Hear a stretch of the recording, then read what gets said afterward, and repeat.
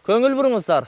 95 мың доллары бір аз кеми бар 6 сотық жер тилкесиндеги заңыраған 2 кабаттуу толук курулушу аякта элек бышкан кирпичтен салынган 5 бөлмөлүү ушул жер үй сатылат. Амансыздар бардактуу тез кабардын көрүүчүлөрү, кутмандуу күнүңүздөр менен. Бүгүнкү чыгарылышыбызда биз сиздерге Оштун чыгыш тарабындагы Фуркат айылынын айлампасына бир аз жетпей Айкөл маркетинен азыр эми Кудайберди ата кафеси болуп калды. Ошонун түз бери чыгып келгенде Горгаздын бет маңдайындагы Алымбек Датка 2 көчөсүнөн сатыла турган ушул үйдү тартып көрсөтөбүз. Өзүңүздөр көрүп тургандай, жер 6 сотик, айланасы бүт пескаблоктор менен тосулган, чек аралары такталган, кошуналар буюрса ынтымактуу, жакшы кошуналарыңыздар бар. Анан эми бул үйдүн ички шыбактары болгон, анча-мынча осмо сурмасын коесуз, айнек терезелерин коюп, эшиктерди орнотуп, буюрса көчүп келсеңиздер болот. Бул жагы топка, анын үстү душ туалетти орнотсоңуздар болот. Бул биринчи подвал, бул экинчи подвал. Мына крышалар жабылган, жаңыдан дарбаза орнотулган. Эң негизгиси шаардагыдай шарттарды түзүп алып жыргап жашаганга шарттар бар. Газ келген, септикти өзүңүздөр кылып аласыздар. Канализация али бери келе элек, бирок келип калышы дагы мүмкүн. Эми мамлекетибиз ушул темпте бара жаткан болсо. Так, жанагы Горгаздын бет маңдайынан күнчыгышты карай бурулган жол бар. Ушул жолдон түз чыксаңыздар, экинчи көчөдөн бери Алымбек Датка 2 көчөсүнөн дөңсөгө чыккандан кийин сол тарапка 50 метрдей жүрсөңүз, дал ушул жолдун сол тарабындагы толук курулушу аякта элек 54-чү даректеги үйдү көрөсүздөр.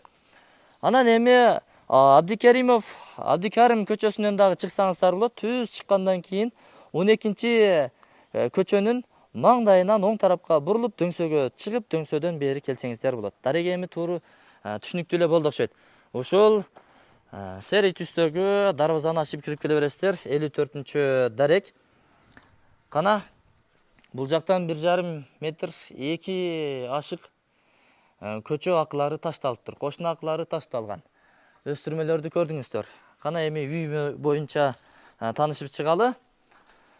Бисмиллахиррахманиррахим. Кире бериш жерлери жакшы тегиз сонун болуп, шыбактар шыбалган достор, электромонтаждары болгон. Үй негизи биринчи кабат менен экинчи кабаттын ортолуктөрү бардыгы ушундай монолит болгон достор. Монолит. Бирок мунун асты целый подвал достор. Подвал, бирок бул заводской плиталар басылган. Кире бериш жери холл достор, өтө кенендиги кенен. Өзүңүздөр дагы байкап турасыздар. Кирериңиздер менен оң тарапка бурула турган болсоңуздар, дагы бир 5,5 4 размериндеги чоң бөлмө, бул тарапты караган бир терезе, жана көчө тарапты караган бир терезе орун алган. Оппа, монолит сонун болгон, электромонтаждары бар, вытяжкалар бар, айтор, ошол эми. Ремонтту баштай берсеңиздер болот, асты стяжка болгон. Кийинки бөлмөгө башпага турган болсок, кийинки бөлмөнүн айнектери тосулуп, бир аз караңгы болуп калды, бирок ошондой болсо дагы узун турасын айтып коеюн. 5,5га бул деле 4 размеринде.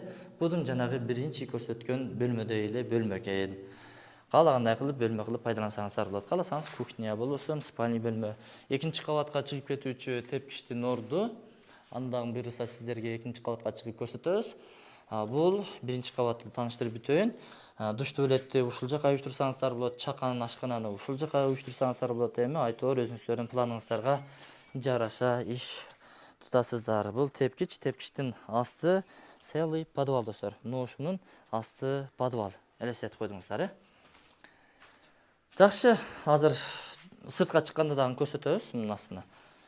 Так, андан кийин экинчи кабатка ушул жерден чыга турган болсок, жакшы, кенен эле место таштаптыр. Лестницанын ордуначы. Ана бисмилла чыгып келдик. Буюрса мурунураак салынган үй болгону потолоктон байкалып турат, бирок ошондой болсо дагы жакшы. Эң негизгиси ушуга жетпейт экен. Камыш таштап, анан ылай бастырылган да. Жанагындай чычкан дагы арылабайт экен, башка да болбойт экен. Бул сеткамактан өлсө өлүгү артык, өтө сонун бул камыштарчы. Кире бериш жери түз жүрсөңүздөр ата-энелер уктоочу бөлмө, кенендиги кенен. Узун турасын айта турган болсок 4,5га 4,5. Панорамный терезе. Бул жакты эми шаар тарапты карайсыздар да, Сулайман тоо мына жерден көрүнүп турат. Көрсөтүп коеюн, мына. Сулайманды. Панорама экен да. Караңыздар, Горгаз маңдайыбызда турат. Бул жагы балкон. 3 чоң терезелер камтылган. Газ келген, каалагандай кылып, шаардагыдай шарттарды түзүп, жыргап жашасаңыздар болот. Кийин дагы 2 бөлмө бар. Үстүндө 3 бөлмө, астында 2 бөлмө, жалпы 5 бөлмө, холл менен кошо эсептегенде 6 бөлмө. Чакан кухняны кошо эсептегенде 7 бөлмө. Бул чоң болгон, бирөөсү жаш балдардын уктоочу бөлмөсү болсо, бирөөсү жаш кыздардын уктоочу бөлмөсү болуп калышы толук ыктымал. 3 терезеси камтылган, узун туурасы болжол менен бир 5,5-6, туурасы 4. Бул деле ошондой, бирок бул 4,5 окшойт. Жаман кеңири го. Жакшы. Мына жерден туугандар, мына жерден мындай кылып туруп тосуп, өз-өзүнчө эшик аркылуу кирип чыга турган кылып койсоңуздар, гүл үстүнө гүл болот. Планды өзүңүздөр жакшы билесиздер. Азыр эми ылдыйга түшөлү дагы подвалды көрсөтөлү. Мынакей. Түшүп да алдык. Негизгиси жери кенен экен. Кошумча курулуштарды, бактарактарды уюштурсаңыздар болот. Бул жакта подвал бар. Анан бул жакта подвал бар. Целый подвал. Бул жагы ошо жана биз айткандай заводской плиталар басылган. Ошол буюмтайыңыздарды кое бересиздер. Бул жакта топканын орду. Каалагандай пайдалансаңыздар болот. Мен анда бул чыгарышты жыйынтыктадым. Ээсинин номери экран астында камтылган, документтери таза, сразу сиздерге өткөрүлүп берилет. Мечит, мектеп, бала бакчаларга жакын. Газ келген, суу келген. Панорамный терезеде, панорамный жерде жайгашкан. Оппа. Күн ысып, тилдер дагы чулдурай баштады. Туура түшүнөсүздөр. Ассаламу алейкум. Сиздерге насип кылган болсун.